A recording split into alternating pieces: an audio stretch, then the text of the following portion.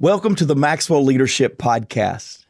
This podcast is truly about you, and today I want to thank you for being a part of this podcast. Some of you, this is your first time. Welcome. We've been waiting on you. Others of you have been here for quite some time, and either way, this podcast really is intended to add value to you so that you in turn will go and multiply value to others. My name is Mark Cole, and I'm privileged to be on the team with John Maxwell. And today he's going to share something that I will think will help you today during a challenging time. Or for those of you that just finished a challenging time, you'll look back and say, boy, I did that right. Didn't do that so well. Or maybe some of you are right on the edge of a pretty challenging time, because John's going to share with us 7 leadership practices that help us learn and lead our people when difficulty arises. Now, after John's lesson, I'm joined today by Chris Godey, my friend, my buddy, my co-leader. We're going to discuss how we can apply this both to our life and to our leadership.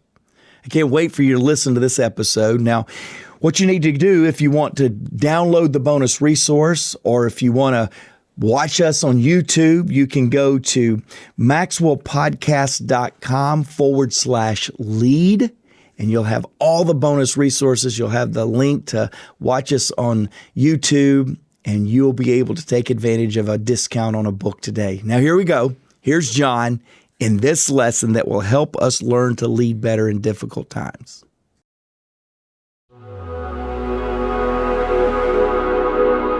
Have you ever wondered, how would I handle myself in a time of crisis? Or have you ever wondered yourself, and this is more important in the leadership context which I teach, have you ever asked yourself, how would I handle others in a time of crisis?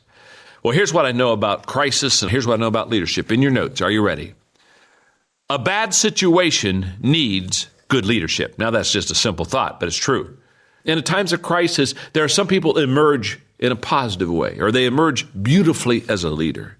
For some leaders, in your notes, a crisis will put them on top. Now, let me say something else in your notes. For some leaders, a crisis will topple them. And all of a sudden, they go to the bottom. I'm going to give you some leadership practices in times of crisis. Here's number 1. Stand up and be seen. When the crisis occurs, the leader must be visible, because the leader is a symbol of many things that gives the people security. Okay, justice must not only be done, but must be seen to be done. The same goes for leadership.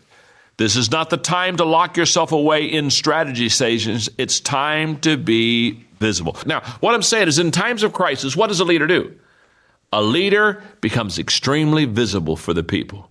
You're right out there where the people can see you, where they can touch you, because you give a sense of security. In fact, here in your notes, let's go right straight to them. During a crisis, leaders serve as a repository of people's fears, and they absorb uncertainty. When the people see the leader, there's a great amount of security that is given. Leaders can also act as a mirror, reflecting a group's anger, grief, resolve, or joy on a much larger scale than is available to most. Leaders say, in effect, I hear you. And what we're really trying to say as a leader is, when I say stand up and be seen, you will have fears. You will have questions. But as a leader, your first responsibility is not to display your fears or not to ask the questions. It's to show confidence and security. Things are going to be fine. We're going to win this. We don't have all the understanding of it yet, but trust me, we're going to make it through. We're going to be successful. That, I think, is extremely essential as a leader. Your decisions throughout life make you, whether good or bad. A crisis reveals you. If you've got the good stuff in you when the crisis comes, don't go huddle over in the corner. Stand up. Be visual. If you've been putting good stuff in you, that day it'll be squeezed out of you, and it'll be an incredible blessing to the people that follow you. If you don't have the good stuff in you, that day the bad stuff will be squeezed out of you. The second thing to do in a crisis is embrace brutal optimism. Now, let me read something for you here that's going to be, I think, very helpful. Let me explain what I call brutal optimism. In the end, the best leaders combine two countervailing messages, basically saying, if you pay the price today, there will be success tomorrow. Now, question in your notes. How much emotion should a leader show the followers? I'm talking obviously during crisis. The answer, it's okay to show quite a lot of emotion, but it's not okay to show fear. And let me just talk to you about what happens when a leader shows fear. You see, fear constricts the mind, preventing it from doing two things. One, taking in new information, and two, fashioning creative responses. So when, as a leader, I have fear, I shut off new information I can receive, and I also stymie creative responses that I should be given as leader. So fear paralyzes me. So when it comes to fear, it's just huge as a leader to be able to successfully not rid fear. You're not going to rid yourself of fear, but to manage it correctly. People need to hear the bad news straight so that when they hear the good news, it means something. That's a great statement. They need to hear the bad news straight so that when they hear the good news, it means something. That's that brutal optimism that a leader must have. Always tell them reality with a little bit of faith mixed in it. Number 3, leadership practices under times of crisis. Number 3, stick to the facts. Stick to the facts. Don't get ahead of them. Don't let them get ahead of you. And don't bog down in them. Just stick to the facts. Don't get ahead of them. Don't let them get ahead of you. Don't bog down in them. Okay, in your notes, nothing is scarier than a leader who offers reassurances that fly in the face of facts. Oh, yes. To have their proper effects, words must be aligned with actions. So when I talk about sticking with the facts in times of crisis, what you say and what you do has to fit. You got to align your actions with your words. So you don't get up in front of your people and say one thing and then show them a total different response. Because remember this, people will follow what you do, not what you say. Reassurance and security is not wrapped up in words, it's wrapped up in actions. Don't tell your people to stay calm and panic. Don't tell your people to stand still and run. Actions got to align with words, okay? 4th practice in times of crisis for leaders is tell a story in a statement. The best leaders, what I'm saying here, use narratives, not PowerPoint slides to inspire people. And they have the ability in a sentence to tell a story. For example, Abraham Lincoln's story in 1861, here's what he said. The Union stands for liberty. Secession would destroy the Union. Therefore, secession is a threat to liberty. What a great classic statement. Or Churchill. Here was his story in 1942. This is not the end. It is not even the beginning of the end, though it is perhaps the end of the beginning. He was explaining in that time what was ahead for them in World War II. These stories in a statement distinguish leadership from crisis management because they are above all forward-looking. They tell a story, but the story is more than just what is. The story is what is to come. That's what leaders see. A manager would tell you what is. A leader would tell you what is, but what also is to come. Let me give you the 5th practice of leaders in times of crisis. The bottom line comes second. When you have a crisis, leaders do not go to the bottom line issues. Because many workers feel a company reveals its true color during a crisis. Companies that come off as insensitive or grudging run the risk of alienating employees permanently. Now, very simple. What I'm saying to you is when the crisis comes, forget the bottom line. Minister to the people. Care for the people. Give them security. People don't care about the bottom line during a crisis. They want to know, are they safe? They want to know, are they secure? They want to know, is there a way out? Is there hope? And great leaders understand that, and they have the ability to what maybe they would in normal times press, that bottom line or those results or that production. They let that all slide back, and now they're into sharing and caring and loving and assuring and reassuring. That's their whole mode of operation. Practice number 6. In times of crisis, link the ordinary to the extraordinary. Take what is ordinary and try to link it to that which is extraordinary. But what happens is when you take the extraordinary and link it to the ordinary, when you take the crisis and then somehow connect and kind of put the cookies on the lower shelf so everybody can get it, all of a sudden everybody feels a part. And leaders do that exceptionally well.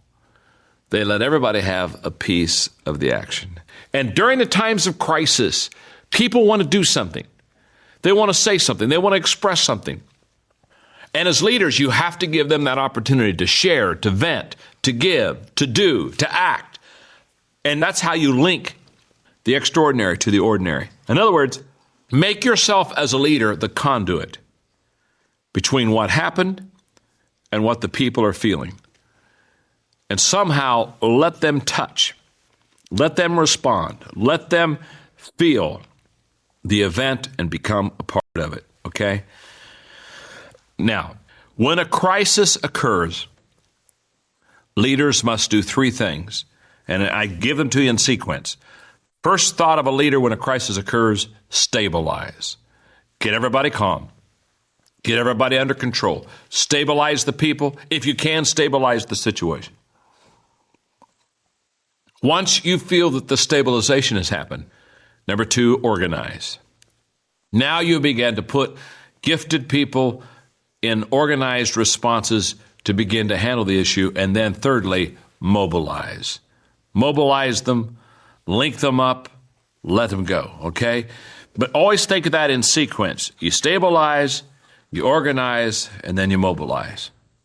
Number 7, one more thing that leaders must do during a crisis, and that is don't overreach.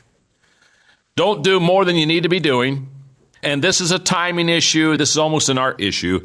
But let me explain what I mean by don't overreach, and I think you'll have it. So you've done everything right. You've earned your leadership merit badge, and now your people are giving you a standing ovation. Here's the next piece of advice. They're not really cheering for you. They're cheering for themselves and for the group's ability to unite and persevere under a threat. Lose sight of that, and you violate the delicate compact between leader and led. As a leader, if you do it right in a crisis, and this is so true of what we've already read, they're not really cheering for you. They're cheering for themselves. They're doing what they thought was not possible. They're living, behaving, acting, responding on a higher level than they thought would happen. And so when they're all excited and you brought them through a tough time and it was a dark day and the valley was low and the going was rough, you know what? As a leader, oh yeah, they're thanking you. Yeah, thanks, we like you, leader. But really what they're saying is, we did it. And you overreach as a leader when you make yourself more important than the event you just led them through. Understand the only reason you got to lead was because there was a problem. So don't overestimate your value and don't overreach as far as what you're trying to accomplish. This is not a time during a crisis for a leader to ask, what's in it for me? What's in it for the leader is a lot of work, sleepless nights, difficult, agonizing, unbelievable decisions to make. But you got a charge to keep. My father had a verse that I heard all the time when I grew up. He'd say, John, remember this. To whomsoever much is given, much shall be required. You've been given a lot. Now that's the good news. Let me tell you the other side of it. To whomsoever much is given, much shall be required. And during a crisis, leaders understand that they have a charge to keep. Take them and apply them to your life. Take them and apply them to your leadership, to your people that follow you, your group. And I think as you really reflect on those, it'll help you and it'll help me to be a better leader to other people who are so dependent on us to walk slowly through the crowd and make a difference. Hey, podcast listeners. Many of you listening right now would probably love the autonomy that comes with owning your own business or becoming a coach that helps other businesses succeed. Well, we have a phenomenal strategy where you are 100% in control of your own business, earning income on your own terms, and have access to the people, tools, and resources you need to build a thriving leadership development business. When you become a Maxwell Leadership Certified Team member, you join a global community of entrepreneurs led by our expert team of mentors and faculty, including John C. Maxwell. You'll also get one of the top leadership certifications in the world next to your name, giving you the boost you need to get started. Visit us online at maxwellleadership.com /join the team to find out more. It was Brian Tracy who said that the true test of leadership is how well you function in a crisis. And Chris, I know you and we were talking a little bit about this as we listened to John today. We've led through times of great crisis. You and I have led together in sales and mergers and acquisitions. We've led through COVID, that big looming thing. We've led in the good times. And I've just determined, like Lou Holtz, I'm a better leader in good times. Yeah, me as well. Lou Holtz said it. He's telling John one day, and you may have heard him say this because I've heard him say it publicly too. He says, I've coached bad players and I've coached good players, but I'm just a better coach with good players. I'm a better coach when it's not so crisis. I hope that's not true. It's not true. I hope I'm a better leader during crisis because that's when leadership really is needed, right? And so it's good to be able, we have walked through a few, walk with a limp here and there, got a battle scar or two around. So it's good to be on the podcast with you today. I may even have some replaced joints due to the work environment here and some of the things we've gone through. I love how John, to your point with Lou Holtz and a couple other statements, he starts this lesson off where he says, for some leaders, a crisis will put them on top. Yeah. And then for others, it might topple them. Yeah. And I think that is true. And I think as we grow in our leadership and the more experience we get, if you're not in a tough time right now, or your leadership is not challenged, whatever that might look like, I love how you said personally or professionally, it's coming. Yeah, it is. And it's in a cycle and we've got to work through it. And so this is relevant to no matter where you're at right now as you're leading. One of the things we want to talk about, we want to start off with is really jump into the second point that John talks about in this lesson for us, where he says, embrace the brutal optimism. I wrote out to the side of mine, realistic optimism, right? Yeah. Like it can be brutal, but we need to make sure, the number one rule as leaders, define reality. Yeah. We need to make sure our team understands reality as well. And when we go about doing that, we can confront that. We got to have a positive outlook for them, but we've got to address really what's going on. You've done that a lot lately in your leadership. And so I want you to just talk a little bit about you are a rah-rah guy, you are a hope guy, you are an energy guy, but it calls for times making sure we understand what reality truly is. Share a little bit with our listeners on how you lead through times like that so that the team is very clear where we're currently at. Yeah, and you said it well, and I tried to say this in the setup of the lesson. We're not always in times of crisis. In fact, for us, we led through 3 very challenging years during COVID and a little bit beyond. And we just looked at ourselves this year and says, change the narrative. This is going to be a year filled with hope. And so I want to be very sensitive to some of you went through years of crisis and you're like, please give me something filled with hope. And I think we're going to do that today. Some of you are right in the middle of one of your biggest challenges like I was last year, and you're going, please give me something that'll help me hold on. I will tell you what John's talking about here, and specifically in this point number 2 that you've asked me about, Chris. I think we can all do a better job of addressing the brutal optimism, or as you said, the realistic optimism. I think we can all do a better job of that in our leadership, no matter how we identify with a difficult time right now. It's in memory, we're right in the middle of it, or it's anticipation, it's right around the corner. And that is that people really do want the truth. Yeah. Even your most positive people get concerned that you're giving them smoke and mirrors. And I've watched you, and I'm probably going to say this a couple of times in this lesson with a couple of things that we've got.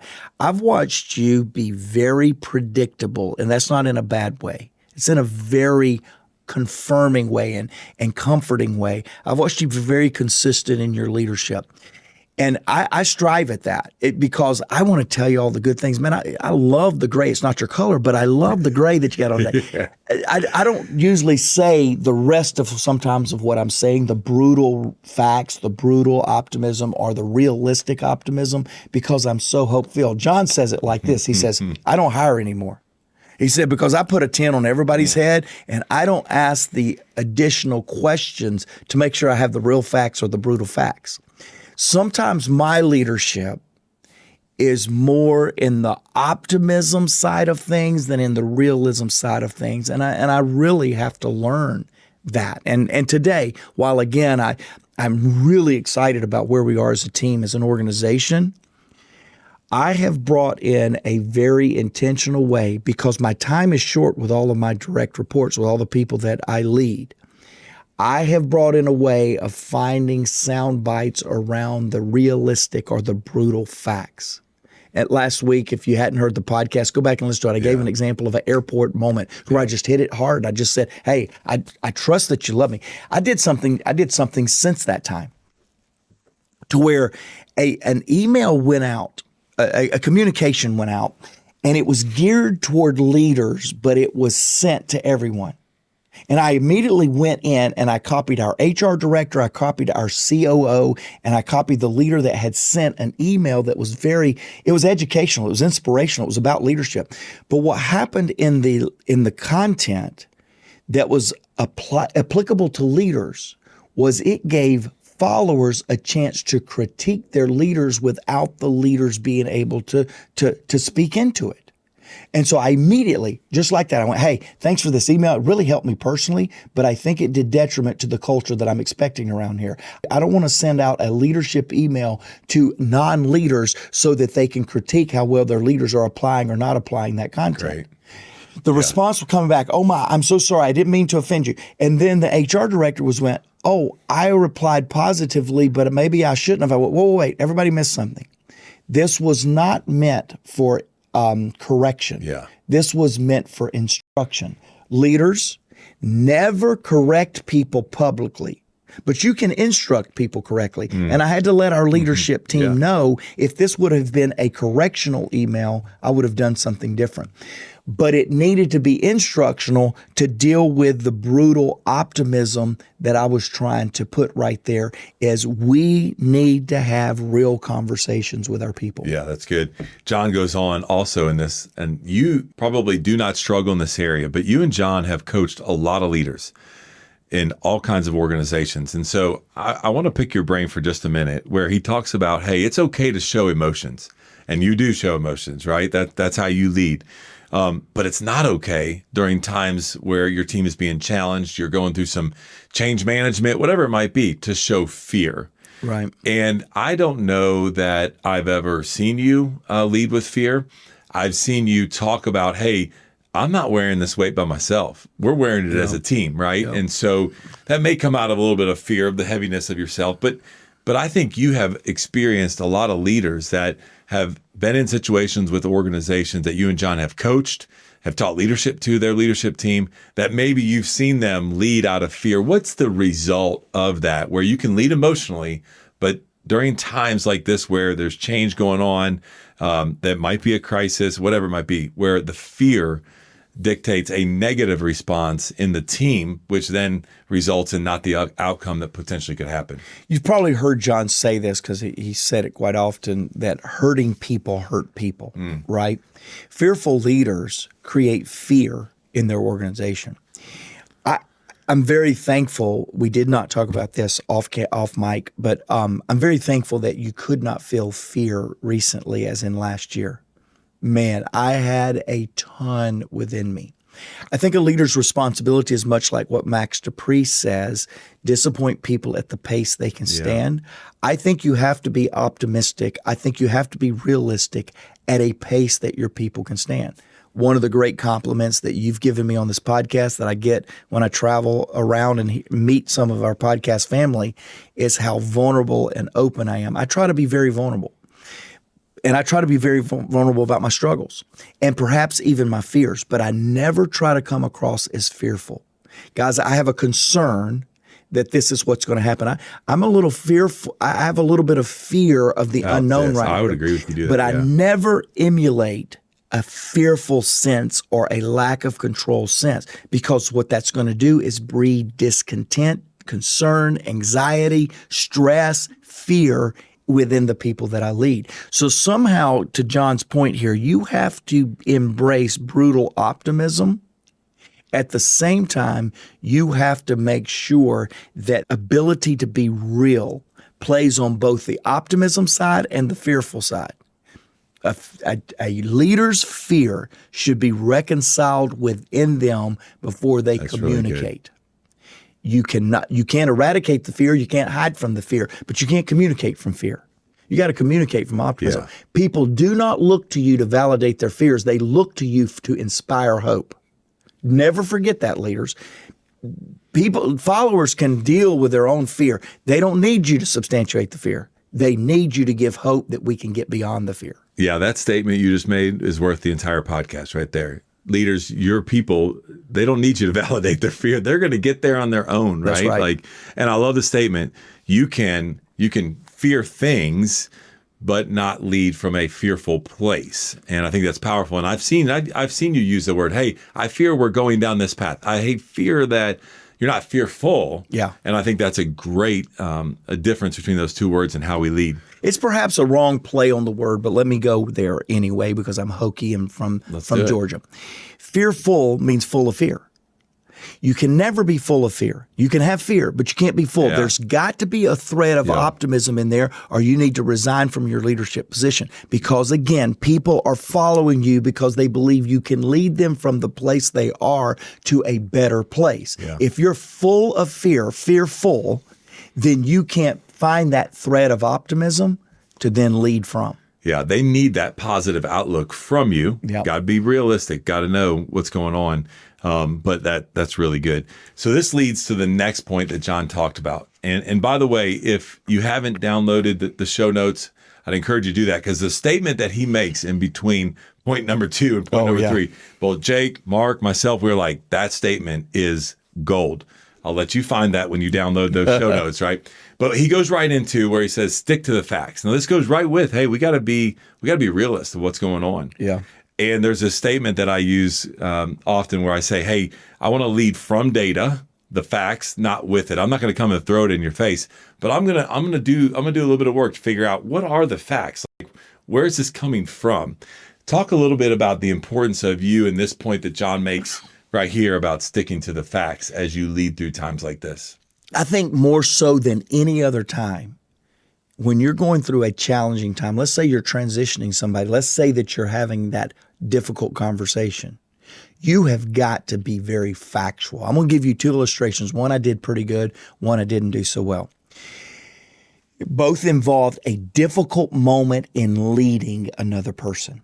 So just think transitions, think firings, think having that conversation of a lack of performance, just a difficult conversation. And leaders, you have them all the time. You should be having them weekly. We lead through difficult times. And one time I stuck straight to the facts, and within the first 45 seconds, I reminded them that as a leadership team, we have a tenet around here. And the tenet is we will have difficult conversations. We will have upfront expectations. And so that's a leadership creed that we have around here. We will have upfront expectations. We will have difficult conversations. And so in the first 35 seconds, in a meeting that you know has got difficult news for somebody else to hear, you need to say in the first 10 seconds, this is going to be a difficult conversation.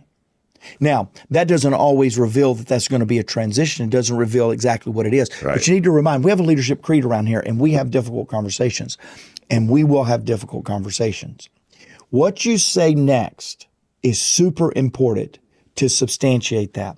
Too many times I've watched people use the sandwich philosophy, positive, negative, positive, which I subscribe to that philosophy. Not in difficult times, I don't.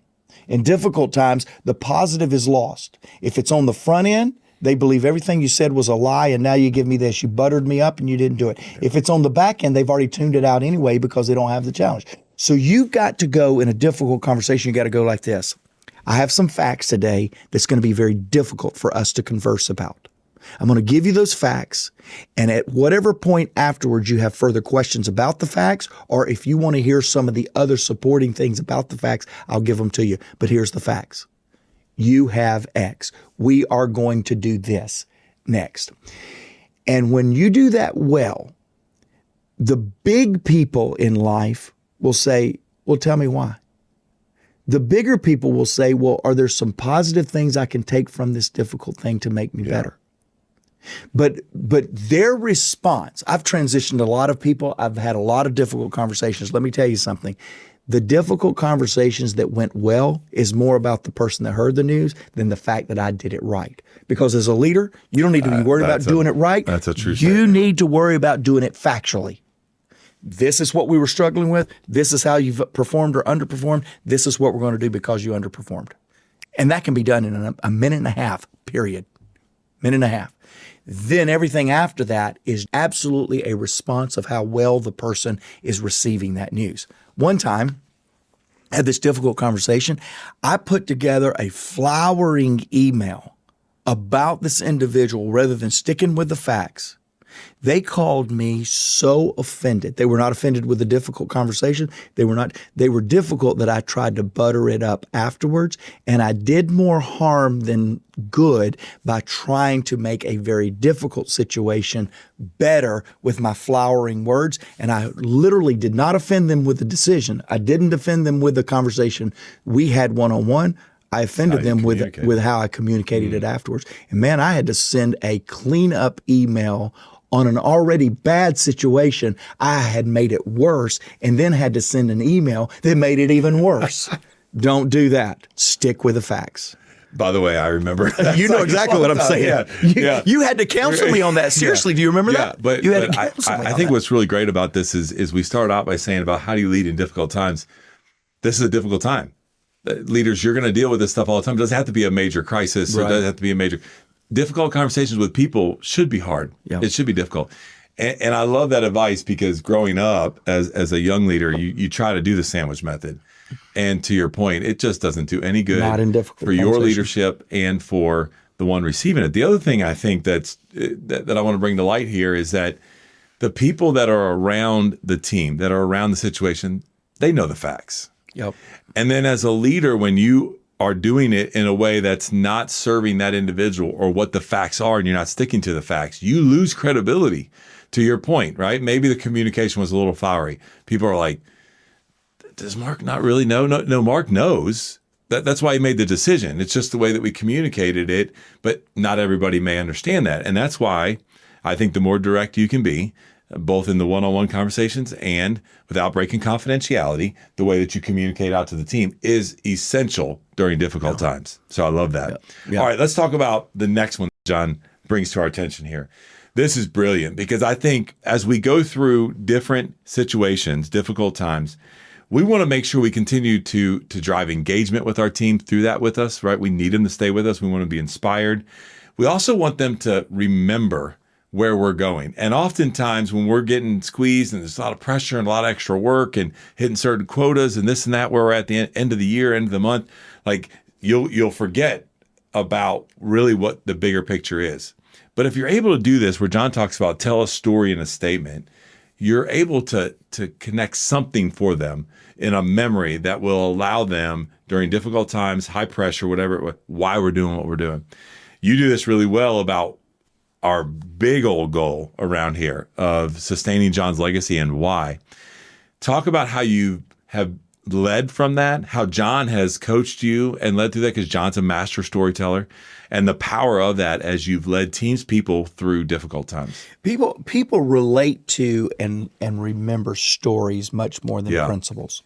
And so, you and I have had the privilege to hanging out with people like Don Miller or Don Yeager. Sticks with the Don, right? Yes. Both are phenomenal. Both are phenomenal storytellers. And if I've learned anything that throughout my entire leadership, people will remember the Macy story, my daughter, will remember the grandkids story, or will remember the illustrated failure more than they will remember the principle that I'm driving to. I think that's true in leadership too. So that's definitely true in communication. We know that from the world's greatest communicators is they're great storytellers. I think it's true in leadership too. First of all, let me state this. The greatest leader I think have ever walked the earth is Jesus. What did he tell? Parables. Yeah. He drove the principles of this kingdom he was setting up through the power of storytelling. Yeah. I think we often lose sight of that as leaders. We get so bottom line driven. Well, the numbers say this, the numbers say this, and I think every leader needs to know their numbers, right? You told me recently that we had a 27% year over year increase that we celebrated some time back. Right. I think leaders need to know their numbers, but I think leaders mobilize and engage people not with the numbers. They motivate and engage people based on the story behind the numbers. So what do we do around here often? We talk about the impact. We talk about this person that was impacted and turned their business around. And that is because leadership can be caught when the story illustrates the principle and the concept. Leadership can be followed with results, but leadership is caught and transferred in the power of story that is illustrated. I think the key here is that going through my mind, and I'll throw it back to you and let you wrap up. I was leading a team in one situation where it was difficult for this team because of what they were doing, yet not a part of something that was going on in another part of the organization. And one of the things that we're challenging our leadership team to do is during times like that is to share what is going on, share the statement in a story form of the impact that the enterprise is having. And so I've started a little practice in my leadership in our team meetings where I say, hey, let me just give you a little bit of glimpse of what's going on in the enterprise. Let me show you the impact. And I tell a story in a statement about what happened at the event. And it's been game changing. Really? That's exciting. Because the team will back up no matter what they're going through, no matter what they're struggling with. They're like, I'm a part of that. Like that is tied into it. And so your point, they may not remember they missed their number that month. They may not, whatever. I don't want them to forget that easily. But they won't forget the fact that we did X, Y, and Z as part of Maxwell Leadership Enterprise that is changing the world so that everybody, because everybody deserves to be led well. And when you begin to do that, they remember it. To your point, it's sticky and they remember it. So why don't you wrap up for us? Well, I will. I'll wrap up with kind of an example of this. JJ, he listened to episode 300. We just had that 3 or 4 months ago. And that episode was looking back at your favorite episode. And we just kind of took clips from it. But JJ said from that, he said, thanks for the insurmountable value in each episode. I love you guys and gals. Let's keep growing, leading, and finding ways to add value. And then he makes the statement, be the change. Here's what he's really saying. Make sure that the story that articulates where we were, what it took to make the transition, and actually are making a difference. And I love that statement, JJ, that you used, be the change, because a story illustrates a change, illustrates transformation better than anything else. So, hey, how to lead in difficult times. John's given us an incredible amount of content and ability to do that. Chris, as always, loves sharing with you.